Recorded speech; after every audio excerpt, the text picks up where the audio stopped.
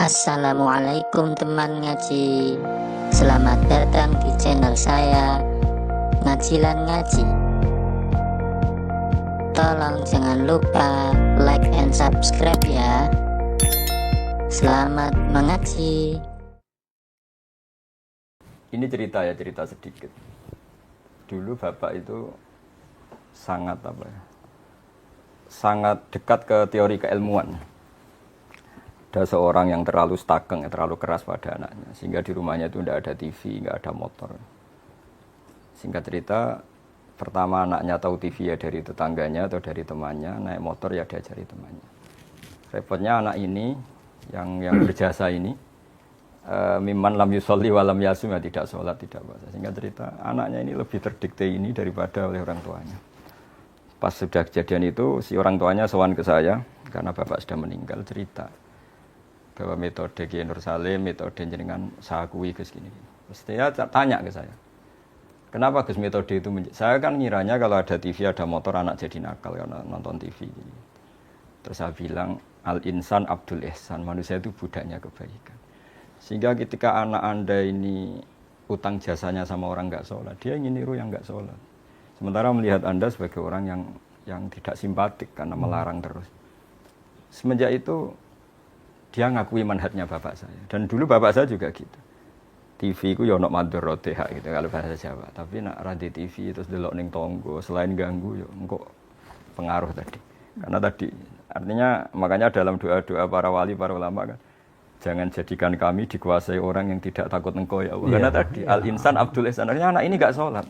Enggak sholat, enggak puasa karena lebih utang jasa sama pertama yang meminjami motor, yang meskipun akhirnya alhamdulillah akhirnya bapaknya rubah, terus anak ini jadi baik lagi. Tapi ini kan cerita manhaj betapa bahayanya terlalu stakeng, terlalu keras tadi.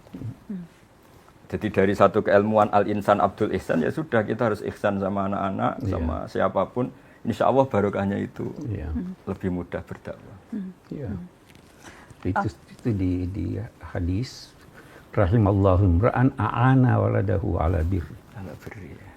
Allah merahmati seorang yang membantu anaknya untuk jadi baik. Gimana? Jangan dia maki. Jangan dia bebani beban yang berat. Ya toh? Kalau tegur yang baik. Ya toh? Itu. Jadi ada hubungan akrab sehingga kalau dia mau curhat, dia curhat pada ibunya kalau perempuan. Dia curhat pada bapaknya, bukan curhat pada temannya. Ya, temannya ya. Karena itu bersahabat. Ya, kamu kan curhatnya sama mami kan? Ya, Nana curhatnya apa marahnya? Jengkelnya mungkin ya. Abi Gus, ini kita jawab pertanyaan netizen ya. Soalnya kita udah janji. Ini dari Alfi Mai. Mungkin dijawabnya singkat-singkat aja kalau bisa. Gimana sih Abi dan Gus cara istiqomah untuk menghafal Al-Quran? Ya karena kalau keyakinan saya, keyakinan semua orang, kalau sudah hafal lupa itu dosa. Pertama karena takut dosa. Tapi setelah ke kelas tertentu, makom tertentu memang asik, punya hafalan itu asik. Jadi kalau dulu mungkin karena takut tadi ya nisyanul ayat atau Quran itu lupa, itu dosa. Tapi lama-lama memang karena asik. Karena asik. Ya, saya kira saya benar itu. Asik, ada kenyamanan tersendiri itu ya. Apalagi kalau ngerti. Karena itu sangat membantu dalam menghafal, menghubungkan ini tadi ceritanya ini begini. Jadi sebenarnya sangat mudah hafal itu, tapi sangat mudah lupa. Yang kedua itu yang sering terjadi. Ya, sangat mudah. Tapi karena kalau dipahami itu jadi lebih mudah. Iya, jauh lebih mudah dipahami daripada tidak. Salah satu itu kan untuk kan harus dicantolkan itu ingatan supaya dia ini. Ini nyambung ke pertanyaan Nita Desya. Bagaimana jika sampai mati saya tidak tahu arti keseluruhan isi Al-Quran, apalagi tafsirnya, apakah saya berdosa? Hanya dibaca sampai hatam berkali-kali, baca terjemahannya juga jarang-jarang. Saya titip salam sama Gus Bahas, saya sudah beli Al-Quran terjemahan yang UII. Gitu. Kalau sampai dosa enggak lah, kan kalau paham semua itu fardu kifayah. 1-2 orang di kawasan itu memahami ini sudah cukup. Dan mulai dulu pun ya enggak semuanya paham Quran. Cuma bahwa baca khatam mungkin terus belajar itu bukti cinta, itu insya Allah cukup untuk sowan sowan lah nanti kepada Allah, anta ma'aman ahbabta atau almaru ma'aman ahabba. Iya. Saya punya cerita dulu, ada seorang wali yang masih bernambah sama saya itu. Orang yang sudah mau meninggal 2 tahun atau 3 tahun sudah sepuh, tetap disuruh ngapalkan Quran. Biasanya 2 juz meninggal, 3 juz meninggal. Sehingga cerita anak-anaknya tanya ke wali tadi, kenapa mbah sudah sepuh disuruh ngapalkan, disuruh belajar. Ya setidaknya pas mati masih masuk hadis man salaka thariqan yaltamisu fihi ilman. Jadi ketika dia mati dalam keadaan mencari-cari ilmu. Iya. Diusahakan selalu untuk Iya, jadi tidak ada alasan untuk tidak belajar. Mungkin metodenya diubah. Jangan hanya baca, sambil baca terjemahan dia. Terlalu meningkat begitu ya. Ini ada pertanyaan buat Abi dan buat Gus Baha. Siapa ahli tafsir yang paling mempengaruhi pemikiran Abi dan Gus Baha dari Labib? Ini yang repot, karena bacanya banyak. Dan bacanya banyak itu pasti dalam konteks akademik atau keilmuan tafsir itu ya plus minus. Mungkin kalau rasa Jawa saya suka Syekh Nawawi. Tapi dalam rangka tangkeh dari cerita-cerita Israiliyat apa, menghindari cerita-cerita Israiliyat, kayaknya Syekh Nawawi terlalu longgar pakai Israiliyat, sehingga kita ya repot juga. Jadi Mbah Mun sering cerita gini ke saya, kalau baca tafsir, ya jangan mengikat kamu, karena Quran awsa'u minhu, Quran selalu lebih luas ketimbang tafsir itu sendiri. Jadi saya masih ingat ketika baca kitabnya, bukunya Pak Quraisy Membumikan Al-Quran. Dulu ramai sekali Pak Quraisy. Ketika min alaq, itu kan diterjemahkan dulu orang-orang atau banyak kiai yang baca dari segumpal darah. Pakar-pakar embriologi bilang itu embrio atau zigot yang menempel di dinding rahim. Tapi di banyak tafsir-tafsir modern memang alakin dari kosakata aliko ya'liko alakon, sehingga sesuatu yang menempel. Terus saya bilang, ramai sekali diskusi itu di kalangan kita, ya, di kalangan peneliti muda, pas itu masih sama-sama muda. Kalau tafsir salah, misalnya salah, Qur'annya tidak akan salah, karena makna segumpal darah itu maknanya mufassir, bukan maknanya Qur'an, kata saya. Nah itu akan selalu begitu Mbak Nana di semua ayat. Jadi kalau mufassirnya dalam tanda kutip bisa salah, atau memang betul salah, Qur'annya tidak bisa salah, karena yahtamilu wujuhan, masih menerima sekian kemungkinan. Ya, prinsipnya tidak ada penafsir Al-Quran yang tidak salah. Saya pasti salah. Bisa jadi benar pada masanya, pada masa lain sudah tidak benar. Bisa jadi benar pada tinjauannya, karena dia punya kecenderungan ini, yang lain punya tinjauan lain. Ya toh, jadi tidak bisa kita berkata hanya dipengaruhi oleh ini. Kalau dia ilmuwan. Kalau dia hanya nyontek, ya udah. Jadi seperti Abi, misalnya Abi dipengaruhi oleh banyak sekali. Oh banyak sekali. Terus banyak dipengaruhi, resikonya bisa dua, Pak. Bisa nggak jelas, bisa alim banget. Ekstrim ya Gus, bisa ekstrim. Ini ada pertanyaan, Fahri Al-Fajar, Abiku. Bagaimana caranya bisa ketemu Rasulullah walau hanya sebatas mimpi? Nah ini Pak Quraisy yang kasuhan. Ada tuh uraian-uraian ulama tentang itu. Yang pertama teladani. Dan teladani itu bukan hanya pada salatnya, pada hal-hal yang kecil-kecil. Teladani akhlaknya. Teladani bagaimana dia masuk rumah, keluar rumah, itu teladani. Yang kedua, sering selawat. Jadi hati selalu ini. Yang ketiga, berdakwah. Itu tiga, ada beberapa cara, tapi itu yang paling ini. Saya kira yang paling sulit itu meneladani. Bagaimana kita meneladani akhlaknya, bagaimana ya banyak sekali. Sehingga hati terpaut dengan beliau.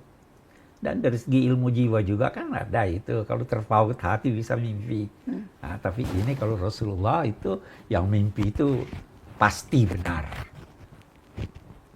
Maksudnya, mimpi yang pasti benar itu kalau mimpi Rasul. Begitu loh ya. Walaupun kita fil manam faqad ra'ani haqqan. Fa inna syaitan la yatamattal. Dan kita kalau mimpi kita tahu itu bertemu Rasulullah, kita tahu ya. Walaupun kita tidak pernah melihat, kita tidak tahu wujudnya, tapi ketika kita mimpi itu pasti. Rasul, ya. Dan yang mimpi itu bisa bermacam-macam. Mungkin waktu dia lihat, oh ini kok mudah, ini kok tua, ini dan itu nanti ada tafsirnya lagi. Apanya? Oke. Mimpi Rasul tidak mungkin salah. Mimpi Tuhan pasti salah. Karena laisa kamitslihi syai'un. Iya. Oke. Ini pertanyaannya ringan. Gus, bolehkah mensolawati seseorang supaya bisa berjodoh? Ya kalau harapan terus kepada Allah ya bagus lah. Terus yang dipakai sholawat ya. Wah, ini ada 4-nya. Gimana nih? Kalau yang nggak bagus itu kan memaksakan kehendak ya. Kalau harapan kan ya bagus. Oh, iya. Jadi nggak apa-apa bersolawat supaya dapat jodoh? Ya kan Ini langsung nyatet lagi. di antaranya sarana ya, sarana qadul hawaid supaya hajat kita kesampaian kan memperbanyak sholawat. Apalagi calon itu yang kita idam-idamkan karena kesalehannya, karena kebaikannya kan nggak masalah. Yang penting banyak bersalawat. Oke. Dari Hanum, Assalamualaikum Mbak Nana, tolong tanyakan Gus Baha, kapan mau punya akun Instagram? Masuk kalah sama Abi Quraisy. Nah, itu. Abi juga akun Instagramnya. Kadang saya sih yang suka update akun Instagram Abi. Tapi Abi baca ya, Abi baca, Abi ngikutin. Dulu Abi Twitteran, sekarang udah nggak sempet. Tapi Abi tetap up to Ya date. jawabannya kapan-kapan atau memang nggak ingin. Karena tadi saya kan sibuk di rumah itu kan banyak yang ngaji tahfidz itu. Jadi membayangkan santri seneng ikut seneng, kalau kesulitan ngaji ikut. Ya pokoknya alihima anitum lah, kalau melihat santri susah belajar ya kita ikut susah. Betul. Jadi itu udah nyita waktu. Kalau WA aja nggak ada ya Gus, apalagi Nggak ada, Instagram. ya, Instagram. Ini titip tanya, siapa Kang Ruhin dan Kang Mustafa yang sering disebut-sebut oleh Gus Baha? Dalam setiap dakwah jika mencontohkan A atau B kan selalu pakai nama Ruhin dan Mustafa. Siapa itu Gus? Itu orang beneran atau? Orang beneran. Jadi saya itu kaji kan, saya itu termasuk orang yang menghindari diundang acara-acara publik, kecuali pernah sepuh atau guru. Sehingga sebenarnya ngaji saya itu hanya istiqomah di Jogja sama di rumah. Nah, dulu kan saya kerja di UIPres tapi sambil ngaji. Karena saya ini nggak ngaji memang. Singkat cerita, 2 orang ini termasuk yang pertama. Ketika masih 20, masih di kontrakan Pak Gures, masih ikut ngaji. Karena adatnya pondok itu gejlok-gejlokan. Ya akrab betul ya, mereka anggap saya gurunya tapi ya berani makan di depan saya, berani apa saja karena ya memang akrab. Dan saya ngenang Nabi itu juga gampang saja kalau ada sahabat yang sering digojlok Nabi apa.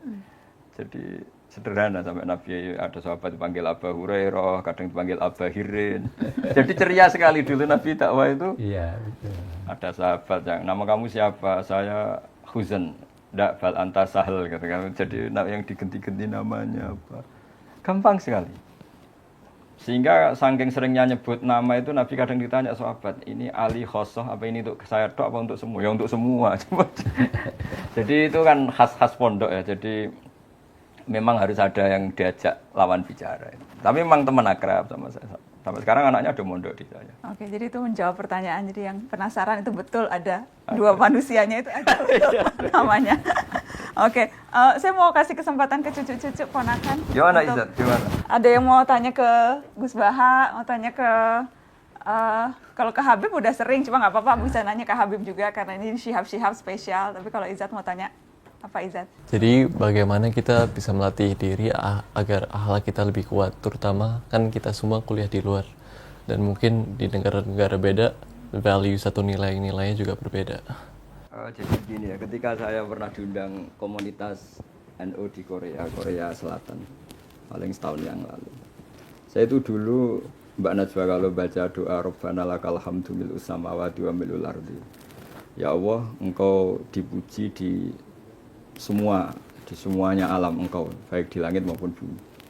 Saya berpikir lalu pujian yang di bumi ateis atau bumi komunis gimana gitu. Tapi setelah saya di Korea, ternyata banyak tenaga kerja dari berbagai negara yang bikin masjid, yang sujud. Begitu juga saya sering punya teman yang kuliah di Inggris, di Jerman, mereka juga cerita masih ngaji saya lewat internet, lewat YouTube. Nah dengan tradisi ilmu yang benar, akidah yang benar, hadihi ardullah misalnya, ini bumi Allah. Sehingga utang jasa Anda hanya kepada Allah. Ini air juga ciptaan Allah. Sehingga utang jasa kita ya sama Allah. Sehingga dengan demikian, meskipun ada negara yang tatanannya bagus, yang seakan-akan lebih baik timbang Indonesia, itu tidak mendikte kita, karena kita pertama merasa utang jasa sama Allah, bukan ada yang lain gitu. Karena bumi yang kita injak milik Allah, air yang kita minum milik Allah. Nah, bahwa orang melupakan Allah karena tadi berpikirnya sudah sangat melenceng ya, dikira itu negara baik, tertib, kemudian jasanya manusia itu. Oke, kita ngakui, tapi nomor satu tetap jasanya Allah Ta'ala. Sehingga saya kadang baca Quran, Pak Guras, ini tahadus bin iman. Kadang nggak kuat tak teruskan ketika Allah ngendikan misalnya, nahnu khalaqnakum falaula tusaddiqun. Mbok Yahoo sang bikin langit bumi, bikin air itu yang menciptakan Mbok Yahoo, kamu ngakui itu saya gitu. Karena sudah banyak yang nggak ngakui, akhirnya hubungannya sama makhluk bukan sama Allah. Ya kira-kira gitu. Supaya tetap. Iya. Coba Pak Guras mungkin mau menambahkan. Udah cukup. Jangan banyak-banyak. Iya, Fatih ada bertanya. Kak Fatih? Jadi tadi ada diskusi tentang mengikuti hati atau keperluan rasa di dalam dan juga akal. Tapi pertanyaanku mungkin untuk Gus Bahan dan Habib lebih mendalami hal itu. Sekarang banyak orang membenarkan hal dengan mengatakan, oh saya hanya mengikuti hati saya. Dan mungkin hal-hal itu mungkin bisa aja kurang baik atau mungkin tidak, ya mungkin saja hal itu tidak benar atau bisa menyakiti orang lain. Jadi pertanyaanku adalah, apakah hati itu selalu benar dan jika tidak, bagaimana kita bisa mengasahkan hati kita agar mungkin lebih sering benar? Ini tadi yang membicarakan hati tadi. Tidak hati kamu dengan ilmu, ilmu dengan rasa. Iya, jadi begini. Ada yang dinamai hati nurani. Ya kan? Tapi hati nurani itu tidak selalu benar. Karena hati nurani itu dibentuk oleh lingkungan, oleh budaya, oleh pengetahuan. Kalau ini keliru, bisikan hatinya keliru. Kira itu orang-orang itu ada diberikan oleh Syekh Abdul Halim Mahmud, ada bukunya menyangkut itu. Dia bilang, kamu kira itu filosof Yunani yang melecehkan perempuan. Kira-kira hati nuraninya tidak ada. Itu kaum kapitalis. Apa hati nuraninya lebih rendah daripada orang komunis? Semua punya hati nurani. Tapi hati dibentuk oleh ini. Hati nurani kalau mau benar harus dibentuk berdasarkan cahaya ilahi.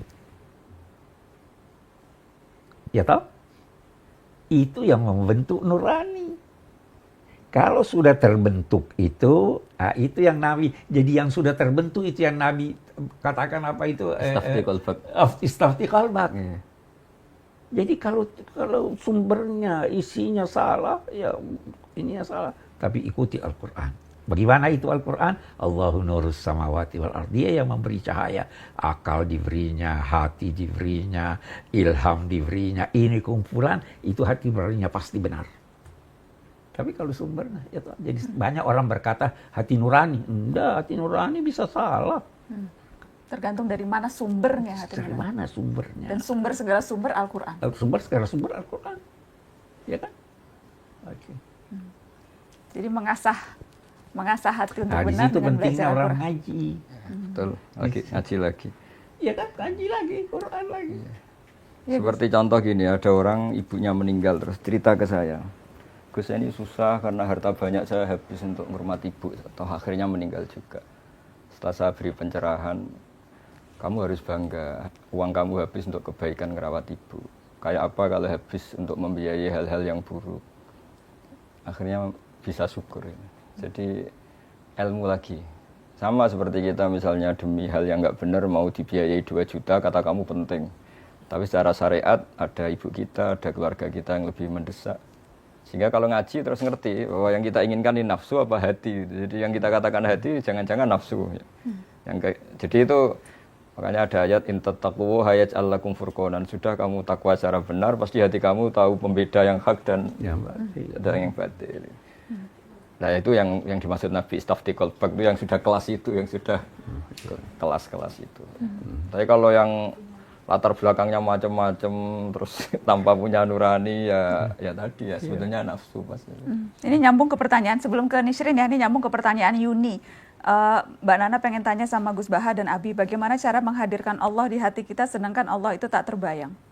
Nyambung ke yang tadi, Gus. Jadi kalau di surat Waqiah itu orang dilatih tadi, Mbak Najwa ya. Nahnu khalaqnakum falaula tusaddiqun. Hubungan terdekat kamu itu dengan saya, kata Allah, karena saya menciptakan kamu. Seperti dalam kehidupan nyata saja hubungan dekat jenengan sama ibu, sama bapak, karena manusia yang menjadikan sebab wujud Anda. Lah Allah memaklumatkan dirinya juga gitu. Saya ini yang menciptakan kamu, harusnya kamu terdekat sama saya. Ketika kamu minum, apa kalian menciptakan air? Antum anzaltumuhu minal musni, apa kamu yang menciptakan awan yang menjadi air? Ketika kita bercocok tanam, kata Allah, apa kamu yang menghidupkan tanaman itu? Semuanya saya. Nah, dengan merasa tergantung itu kepada Allah ketika kita masih janin ya, dikelola Allah sedemikian rupa di rahim ibu. Kita tidak tahu cara menyediakan Allah oksigen, kita tidak tahu cara Allah mengatur kesediaan air, padahal dunia sudah seperti ini. Dengan seperti itu kan sering tergantung sama Allah. Makanya di tafsir itu inti dari tasawuf itu antumul fuqara ila Allah. Semua harus merasa butuh sama Allah. Ya, mungkin Pak Graf bisa menambahkan itu. Ya, tapi tambahkan ya. Bisakah Tuhan dilihat? Tidak bisa ya? Sebenarnya bisa. Melalui alam raya. Jadi ada itu istilah tajalli. Tuhan menampakkan dirinya sesuai kemampuan kita melihat. Kita tidak bisa lihat Tuhan. Mata kita terlalu. Lihat matahari aja tidak bisa lama-lama. Ya kan? Maka Tuhan ingin memperkenalkan dirinya. Dia ciptakan alam raya itu tadi yang dibilang. Khalaqtul khalqa liya'rifuni. Apa? Lihat. Kenapa ada ini? Kenapa ada itu? Tidak mungkin itu ada kalau tidak ada yang mengadakan. Maka lahir, oh ini dia hebat ini. Kok bisa begini, bisa begini, bisa begini. Jadi karena itu dalam konteks mengingat ada yang dinamai jangkar. Jangkar emosi, jangkar ingatan. Itu lihat itu foto yang di atas. Lihat itu terus ingat ayah. Ya, betul. Jangkar untuk kita ingat. Kenapa kita pasang ayat-ayat Quran di rumah? Itu jangkar. Ya toh? Nah, ini orang tidak mau pakai jangkarnya. Jadi dia lupa. Tapi jadikan semuanya jangkar. Semua bisa jadi jangkar. Dengar guntur, ingat Tuhan, ada doanya kan? Subhanallah di sabbihu ra'du bihamdi. Ya, jadi itu yang diajarkan supaya selalu ingat, oh ini begini. Jadi tidak pernah lupa. Oke. Nishrin? Oke, sebenarnya ini sekalian curhat juga ya. Boleh, nggak apa-apa curhat. Sebenarnya yang aku alamin, baik teman-teman aku juga kayak nggak ngerasa atau nggak tahu makna di balik ritual-ritual tersebut. Nah, gimana kita, mungkin bisa cerita pengalaman sendiri, gimana kita bisa bergerak dari pelajaran-pelajaran agama Islam atau pengertian-pengertian agama Islam yang sebatas ritual doang pada diskusi-diskusi yang lebih dalam, yang lebih spiritual dan bermakna. Jawabannya proses. Ya semuanya itu proses. Dulu saya juga sering ditanya anak-anak SMA, ketika di Jogja sering ditanya anak-anak kuliah, gimana Gus kalau sholat supaya ingat Allah? Terus, padahal saya tidak paham lafaz-lafaz itu, kalimat-kalimat itu maknanya apa. Ya saya jawab, setidaknya kamu dengan sujud tahulah, harus tunduk kepada siapa, kepada Zat yang Maha Besar, Allahu Akbar. Jadi kalau kaidah di kitab usul fikih, la yudraku kulluh, la yudraku kulluh. Kalau tidak bisa semua secara total, ya sebagian-sebagiannya kita tahulah. Misalnya makna-makna ayat Quran susah, ya Allah Akbar, Allah Maha Besar. Ketika sujud, implementasi dari ketundukan seorang hamba kepada Allah. Terus ada yang sedang punya banyak masalah, sebesar-besar masalah kita masih besar ampunan Allah, rahmat Allah. Kalau kita sudah berusaha mencari calon istri tapi belum berhasil, dapat putus, apakah tandanya kita harus pasrah, Gus? Ya, harusnya mulai usaha juga sudah sambil pasrah. Dari awal harus sudah pasrah. Iya. Ini mesakno, Gus. Ini belum dapat putus. Coba tolong ditengahkan. Kalau saya dukun sih terus tak kasih haji-haji. Berhubung saya ada dukun ya, nasihatnya ya sabar aja sambil berusaha. Oh, itu terus berusaha. Saya mau jawab singkat. Kalau Anda mau pasangan laki-laki bagi perempuan, perempuan bagi laki-laki yang sempurna, kawinnya di sorga.